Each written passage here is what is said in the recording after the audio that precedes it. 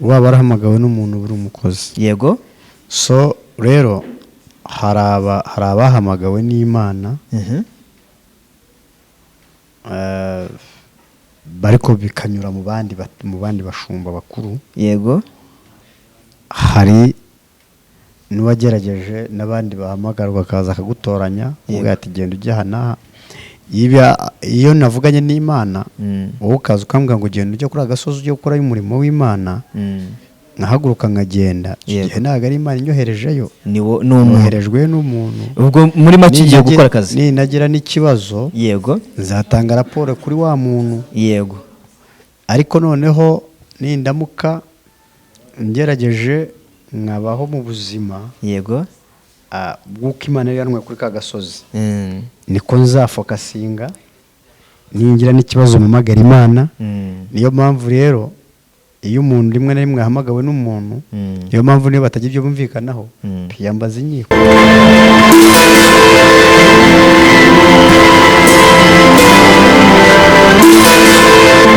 Muraho neza bakurikiye God's Grace to Benjamin. Turabaramukije mu izina rya Yesu Kristo umwami wacu. Uyu munsi none twongeye kuza imbere ya kamera ya God Grace to Benjamin kugira ngo tubagezeho umutumirwa mwakunze kudusaba cyane. Turashimira kandi mwe mwese mukomeje gukora subscribe, like, comment, share. Turabashimira cyane kuko murimo kudufasha cyane kwamamaza ubutumwa bwa Yesu Kristo. Tumaje kugenda tubona n'impinduka nyinshi cyane. Nkuko mubibona rero hano imbere kuri kamera turi kumwe n'umugabo mwiza ukomeye cyane. Nubwo navuze izina rye reka mureke yivuge, dukomeze kuganira. Pastor, uraho neza? Muraho n'amahoro. Yesu ashimwe cyane. Ahimbazwe. Amen. Umuntu ukomeye ni umuntu umeze gute? Umuntu ukomeye ntabwo umuntu ukomeye ari ufite ubutunzi. Yego n'ufite ubutunzi arakomeye, ariko ufite ukomeye ngiye nemera n'ubaha Imana nukijijwe. Sinzi niba nawe ari kubyumva. Ashimwe Yesu kubera ko ukomeye ari muri jewe. Nukuri. Niyo mpamvu nanjye nkomeye. Amen. Pastor, ngira ngo watangira wibwira abantu ugaha ikaze n'abagukurikiranye. Murakoze cyane. Amazina nitwa Pastor Fred Sabiti. Yego.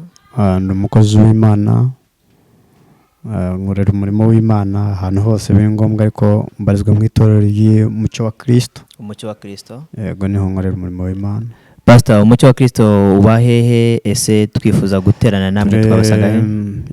Turi mu karere ka Kayonza, murenge wa Murundi, akagari ka Karambi. Yego. Aho niho dufite ishami, niho turi, icyicaro niho kiri. Ariko hakaba hari irindi shami ryacu riri ahantu bita Kaboga muri Kigali, n'ahandi hatandukanye nari burondore. Yego. Pastor, uyu munsi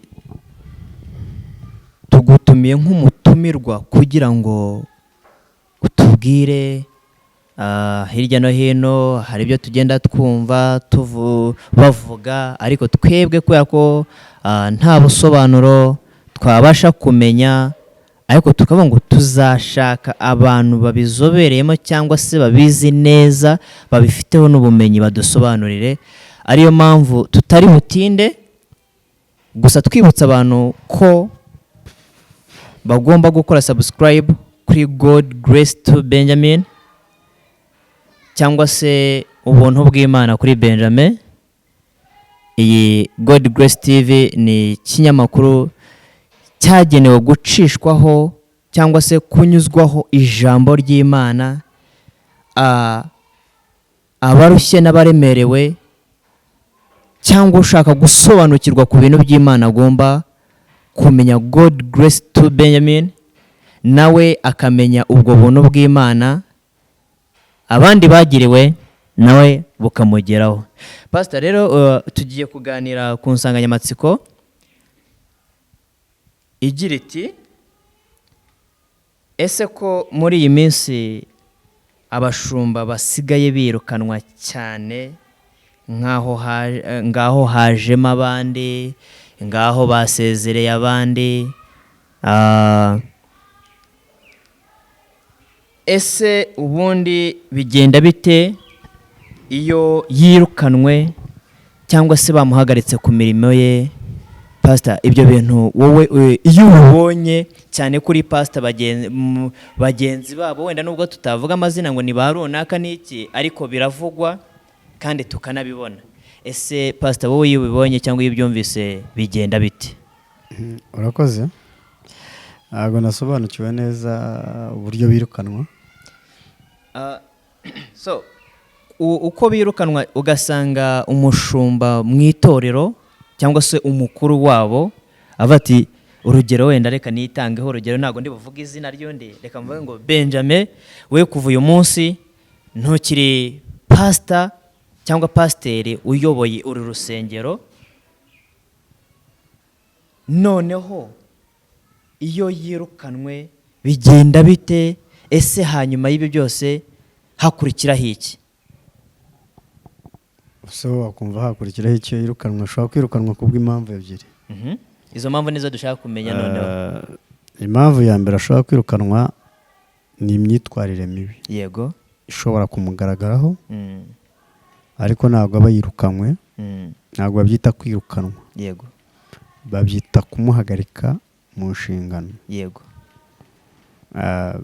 Ashobora kuba ari ufite ikibazo bitewe n'imyitwarire mibi. Ashobora none bashobora kumuhagarika bitewe n'uko iyerekwa ry'umuyobozi we mukuru umufiteho uburenganzira cyangwa umufiteho inshingano batarimo guhuza neza. So ni impamvu zitandukanye zirenze imwe zishobora gutuma umuntu ahagarikwa mu nshingano, ariko ntabwo bivuze kumwirukana, kuko ntabwo muri uyu murimo dukora umuntu ntabwo yirukana undi muri wo. Yego. Ushobora kuwunyirukana mu iporoti yawe, ariko nkagenda nkajya ahandi kandi nkakora. Yego. Nkabaho. Rero ntabwo bivuze ngo ubuzima bwose ni ukwirukanwa, ntabwo mbyita kwirukanwa, iyo ni imvugo idasobanutse. Yego. Indi mpamvu ya kabiri? Nakubwiye impamvu ya mbere nuko ni imyitwarire ishobora kumugaragaraho itari nziza. Iyi mpamvu ya kabiri ni uburyo aba adarimo guhamanya n'umushumba we cyangwa se n'umuyobozi we, mwiyerekwa umushumba afite uriya akaba ataririmo neza, bigatuma rero kugira ngo umurimo udindire ashobora kumubwira ati buhagaze cyangwa se no genda ukomereza ahandi umurimo, kuko buri muntu wese agira uko yahamagawe. Yego. Ikindi nakubaza pastor, biratangaje ko ahambere abakozi b'Imana bafatwaga cyangwa se bababonaga nk'icyitegererezo, ariko ubu hagati yabo niho havutsemo amakimbirane. Ubu ibyo ngibyo byo iyo bibagezeho cyangwa iyo mubibona bigenda bite? Impamvu ni impamvu irenze nanone imwe. Cya mbere ni uko abantu benshi bagiye bivangira. Yego. Agaciro k'ibyo twakoraga, agaciro kabo twaribona ko twahabwaga, tugenda tukagabanya bitewe n'uko muri twebwe harimo abinjiyemo rwiherana cyangwa se rwihishwa, bangiza wa murimo, bituma bawerekana mu yindi sura. Yego. Bituma noneho abantu batakibafata nk'abizerwa. Noneho nibyo umunyarwanda ibyo yavuze ngo umukobwa bumwe agatugisha bose. Yego. Hanyuma rero natwe bamwe tari bose binjiyemo, ariko binjamo kubw'indamu zabo, atari kubw'umuhamagaro, baza kubw'inyungu zabo. Yego. Bituma rero kubera ko iyo Imana guhamagaye ikaguha umurimo, ikintu cya mbere gutoza kuyikorera, igutoza no kwihanganira ibyo ugomba kunyuramo. Yego. Noneho rero mu gihe udashoboye kwihanganira ibyo unyuramo, bisobanura guhamagarwa kwawe kuba gushidikanywaho. Ese pastor, iyo urebye muri rusange ubona iyi si iri kuganisha he? Ese ubona gusenga Imana abantu bakibihereza agaciro? Ikibazo cyawe yongera ikibazo neza numve. Ndimo ndakubaza ni ese iyo urebye muri iyi minsi gusenga kw'abantu uburyo babigendamo, uburyo n'isi igenda tuvuga ngo ni iterambere, ese ubona abantu bakibihereza agaciro cyangwa ahubwo abantu basa naho barimo kubikora business? nkubwiye ngo barabikora business, ubwo nabashyize muri rusange, kandi nanone nkubwiye ngo ntabwo babikora business, nabasa nkaho mbogamiye ku ruhande rumwe. Buri umwe wese abikora uko yahamagawe n'uko abyumva, biterwa n'uko nahamagawe cyangwa se n'icyatumye ninjira muri uyu murimo. Niyo mpamvu rero nkora ibyo ngibyo bitewe n'uko nabihamagariwemo. Niba narahamagawe n'Imana mbikora nk'umuhamagaro, simbikora nka business. Ariko niba umuntu yabigiyemo kubera inyungu n'indamu z'inda ye, abikora nk'ibyo. Yego, nabikora nk'umuhamagaro. Biratandukanye rero, niyo mpamvu. Urakoze cyane Pastor. Ni iyihe manuro wahereza abantu batarasobanukirwa ijambo ry'Imana, cyane ko hari ukumenya ijambo ry'Imana, hari abarizi, ariko noneho hari n'abantu babigendamo gutyo gusa bifata nk'ibintu by'imikino? Ni ikihe kintu wababwira? Nababwira ngo ntibakizwe batarebeye ku bantu babana. Yego. Afata icyemezo akizwe nkawe, ariko atavuze ngo sinakizwa nka runaka, nyine areka gukizwa nka runaka. Akizwe nkawe, ajye mu murimo w'Imana, asenge, kuko nibaho azagirirwa umugisha n'Imana kandi Imana izabana nawe. Yego. Pastor, wavuga ese kuri ibyo byose turabyumva, ikintu cya mbere muri message ya mbere wenda urimo guhereza abantu ni ugukizwa no kugira ngo bamenye ijambo gukizwa badafite uwo bakopeyeho, bakagenda bubaha ijambo ry'Imana no kumva icyo Imana ivugana nabo. Pastor, niki wavuga ku bantu b'abanyamasengesho birirwa mu butayu, bivugwa ko bishobora kuba ari byo bituma biteza ubukene mu miryango yabo kuko badakora? Nakubwiye, natangiye nkuvuga ngo buri muntu wese afite ukuntu yahamagawe nuko yavuganye n'Imana ye. Rero umuntu ujya mu butayu, wirirwa mu butayu asenga, nakorera umuryango we, biba ari Imana amubujije kujya gukora. Ubwo nijewe yawe afite igisubizo yagusubiza uramutse umubajije. Yakubwira ati jye Imana ngomba gusimbura, arasinari naza gusaba. Asanga ari n'ikibazo. Gusa nababwira ngo itorero rya mbere ni iryo mu rugo. Itorero rya kabiri sanzwe, kandi icya kabiri ntabwo wajya mu butayu ngo usenge ugira amavuta wuzura umwuka wera, uhanura uzi ko abana bawe badafite icyo bariya. Yego. Byiza rero ni ukubifata byose akabimanaginga, buri kimwe akagiha igihe cyacyo. Nasaba ko abantu bakora ibyo bagira timetable, bakamanaginga buri kintu n'icyacyo. Yego. Yiba ikikaba igihe cyo gukora, ko umugabo w'umuhanga witwa Salomo niwe wabyanditse neza, avuga ngo igihe kigira igihe cyacyo. Yego. Igihe cyo gusarura, igihe cyo kubiba, igihe cyo gukora gutya, igihe cyo gutera, igihe cyo kurasarura, igihe cyo kurandura, igihe cyo kubika, ibintu nk'ibyo ni ukuvuga ngo igihe ni cyacyo. Yego. Ese Pastor, iyo murimo kugenda mu nzira mukumva wenda amatorero amwe n'amwe, n'amadini ntacyo, hari n'amadini, amatorero amwe n'amwe akaba ati giye nkwirukanye mu murimo wanjye, cyangwa se ndakwirukanye ntabwo ukiri umuyobozi w'itorero runaka. Urugero, hari ibirimo kuvugwa cyangwa se hari n'ibyagaragaye nko muri ADPR. Pastor, ni ikihe kintu wadutangariza ku bareba niki wadutangariza kuri aba bapasiteri bagenzi bawe birukanywe, kuko byaba bikwiye, baba bazize iki cyatuma birukanwa? Cyane cyane ko abantu birukanwe nk'uko tumaze iminsi tunabyumva ari abo bantu bo muri ADPR, no mu minsi yashize hari n'ahandi byigiye byumvikana, ariko cyane cyane bimaze nk'imyaka noneho ishyika nko muri 5 ADEPR isa naho ivuga.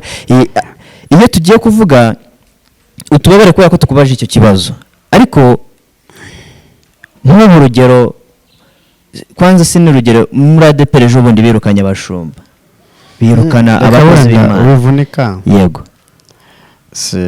ibisubizo bya ADEPR ntabwo bizi ko sinyibarizwamo. Yego, ntabwo nzi impamvu yatumye birukanwa. Yego, iba ari amakosa yabo, iba atari amakosa yabo. Yego, ariko wirukanwa bayirukanwa kandi buriya afite ibyo ashinzwe. Yego, ntabwo umuntu yakwirukanwa adafite ibyo ashinzwe, niyo byaba ari iby'ukuri cyangwa atari iby'ukuri. Yego, rero ntabwo ndi bufokasinge ku idini runaka cyangwa kwitunga agatoki ADEPR si n'andi madini.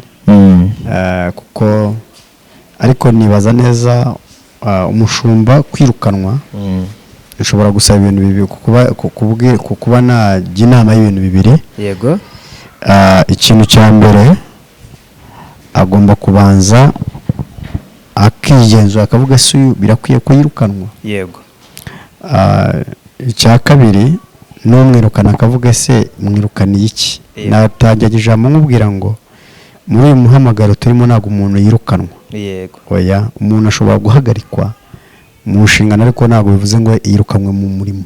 Yego, oya, sinjya nemera no kuvuga umuntu ngo yirukanwe mu murimo. Umurimo w'Imana ni mugari ku isi yose. Yego, nabwo ushobora kunyirukana mu nzu yawe ariko ntabwo bivuze ngo nyirukanye mu gihugu. Rero ushobora kunyirukana mu gihugu ariko ntabwo bivuze ngo nyirukanye ku mugabane. Yego, rero ntabwo umuntu yirukana undi mu murimo w'Imana, ahubwo umuntu ashobora kwirukana mu murimo w'Imana. Yego, ariko umuntu ntabwo yirukana undi mu murimo w'Imana kuko dore ko atahamagawe. Yego, cyo kwanemera ko umuntu yirukana undi mu kazi. Yego, kuko wenda yamwangaje. Ariko mu muhamagaro w'Imana, mu murimo w'Imana ntabwo umuntu yirukana undi. Yego, hanyuma rero niyo mpamvu ibyo ngibyo biterwa iteka ryose ahantu hose. Iyo haje amatora haza za campaign, haza gushaka amajwi, haza kwigumura, haza ibintu bitandukanye, haza gusebanya, kuko icyo gihe ntabwo tuba tuyoborwa n'umwuka, tuba tuyoborwa n'ibindi dukora mu mashusho. Rero biratubwira ngo abayoborwa n'umwuka nibo bana b'Imana. rero umuntu wese umwana w'Imana ayoborwa n'umwuka kandi akayoborwa nawo, agafashwa nawo, akagengwa nawo, akahishurirwa nawo, akerekwa nawo. Yego, so impamvu nari nkubaje kuri icyo kintu cy'abapasiteri nuko nawe uri pasiteri w'itorero runaka ariko nabo bari abashumba cyangwa se bari ba pasita, nkaba nagize cyangwa tukaba dufite ikibazo kivuga ngo ese abo bapasiteri wenda nubwo tuvuze ngo muri ADEPR ariko si naho honyine, kuko hari n'ahandi hantu henshi cyane twigize no kugera naho turabibona. Wowe noneho iyo urimo kubyumva wabagira nk'iyihe nama? Kuko hari n'igihe umwe akubwira ngo jyewe ngo maze igihe n'iki kingana gutya na gutya none ngiye no kukureka. Ese ubona byaba bikwiye ko wenda bajya nko mu nkiko? Ubupagani bwa mbere ni ukujya mu nkiko, kubera ko umunyamuhamagaro iyo uyu munsi wa none ufite akazi, yego, ukama akazi, ari wowe wamaye akazi, tukaba turi abakozi bawe turi batatu, noneho nkagira icyo numvikanaho n'undi mukozi, ntabwo nkwiriye kujya kuregera urukiko runaka, mbanza kubibwira bosi wamaye akazi.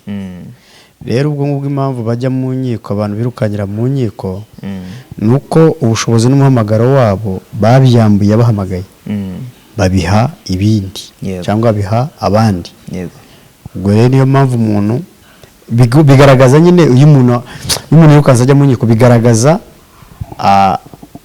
uwakorera uwo ari we. Ubundi wo nkorera niwe ndegera.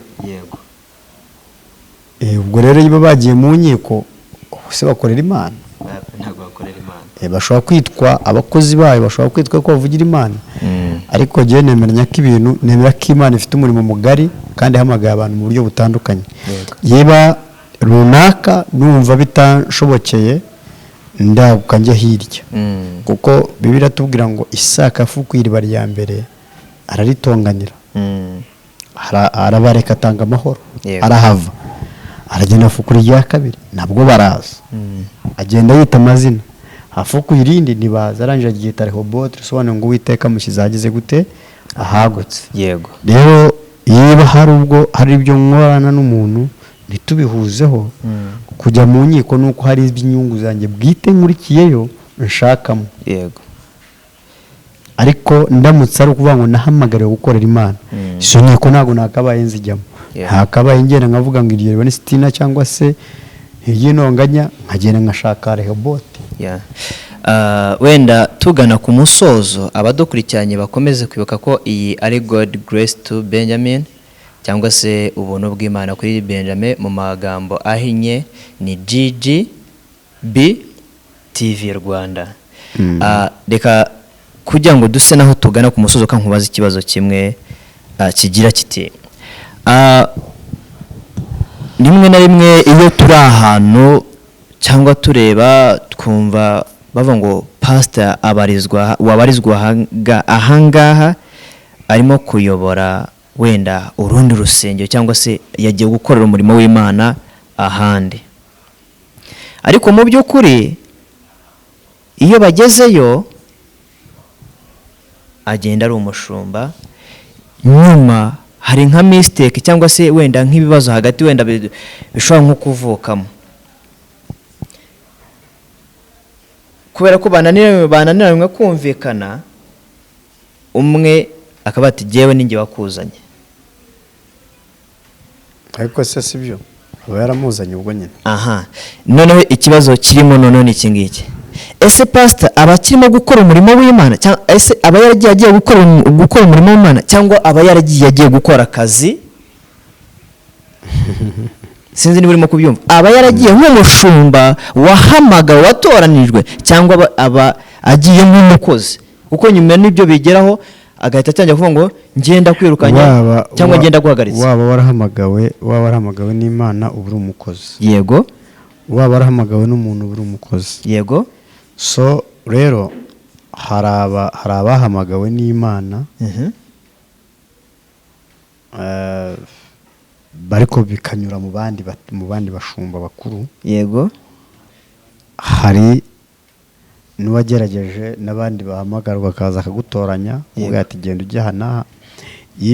Iyo navuganye n'Imana, wowe ukaza ukambwira ngo genda ujye kuri agasozi ujye gukora umurimo w'Imana, nkahaguruka nkagenda, igihe ntabwo ari Imana inyoherejeyo, noherejwe n'umuntu. Ubwo muri make ugiye gukora akazi. Ninagira n'ikibazo, yego, nzatanga raporo kuri wa muntu. Yego.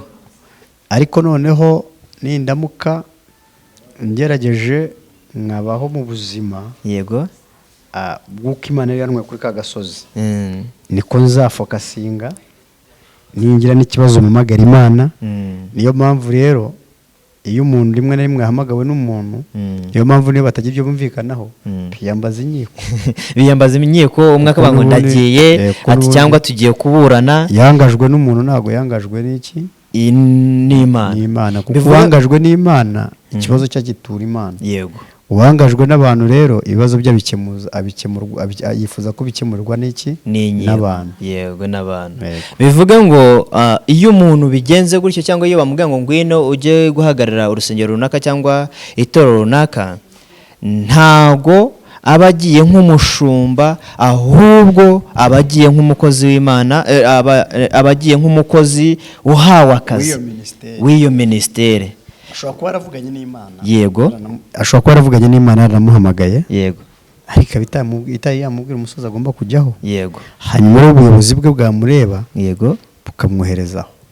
Iteka ryose yagize ikibazo aho, hamagara ubuyobozi bwe ukaba hafi. Yego. Yes. Ubwo niyo mpamvu bivuze ngo we niyo havutsemo n'ibindi, ntago yagira nk'umutima nama, we ntago agira ikindi cyo kugira umutima nama, ahubwo ahita avuga ngo n'ubundi jyewe narindi mu kazi, agahita yitabaza inkiko vuba vuba.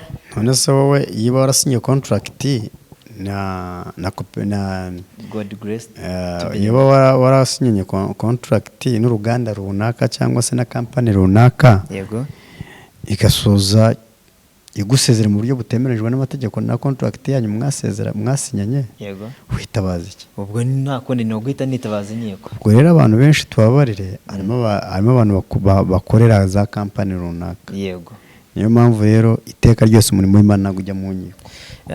Umurimo w'Imana irawikemurira, Imana yonyine yikemurira. Abantu bajya mu nkiko bambabarire, nta muntu natunze urutoki, ariko abantu bose birukanyira mu nkiko kandi bavuga ngo barakorera Imana baratubeshya. Yes. Ubwo iyo bimaje, ese ubundi nta